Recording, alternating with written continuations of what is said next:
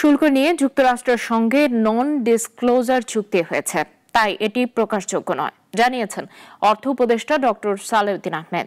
শুল্ক চুক্তির আগে আরও দর কষাকষির সুযোগ রয়েছে বলেও উল্লেখ করেন তিনি। দুপুরে সচিবালয়ে এক বৈঠক শেষে অর্থ উপদেষ্টা বলেন, চ্যালেঞ্জ থাকলেও অর্থনীতির অবস্থা আগের চেয়ে ভালো।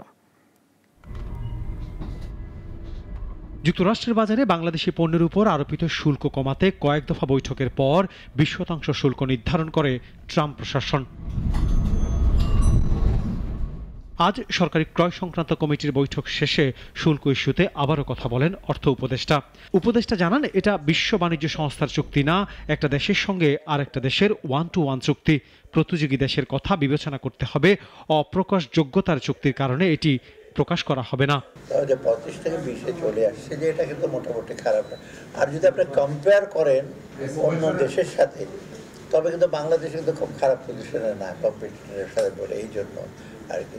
আর আমাদের স্কোপটা কি, আরএমজি কিন্তু এমনি এফিসিয়েন্সি অনেক, যেটা বিশেষ করে আমাদের টেক্সটাইল, তারপর আমাদের নিট যেটা, সেটার কিন্তু ওরা অনেক তাড়াতাড়ি অ্যাডজাস্ট করতে পারবে। সরকারের এক বছরে অর্থনীতি অনেকটা স্বস্তির জায়গায় এসেছে। মূল্যস্ফীতি একদিনে কমানো সম্ভব না বলেও জানান অর্থ উপদেষ্টা। অন্তর্বর্তী সরকারের সময় যেসব প্রকল্প বাস্তবায়ন করা সম্ভব সেগুলো করা হবে বলেও জানান ডক্টর সালেউদ্দিন আহমেদ। এখন কিন্তু অনেকটা আমরা স্বস্তির জায়গায় আসছি, তবে ডেফিনেটলি চ্যালেঞ্জ আছে সামনে। চ্যালেঞ্জ তো অনেকগুলি চ্যালেঞ্জ আছে আমাদের, মূল্যস্ফীতি, কর্মসংস্থান, জ্বালানি, এখন ট্যারিফের ব্যাপার আছে, ইম্প্যাক্ট দেখতে হবে। আর সবচেয়ে বড় চ্যালেঞ্জ হলো মানুষের ব্যবসায়ী মানুষের কাছে কনফিডেন্সটা আনা এবং ব্যবসা বাণিজ্যটা আরেকটু গতি সঞ্চার করা। নির্বাচনী বাজেটের ব্যাপারে অর্থ উপদেষ্টা বলেন, যে বাজেট প্রয়োজন তা দেয়া হবে, তবে কত বাজেট সেটি এখন বলা যাবে না জানিয়ে উপদেষ্টা বলেন, নির্বাচন কমিশন চাহিদা দেবে।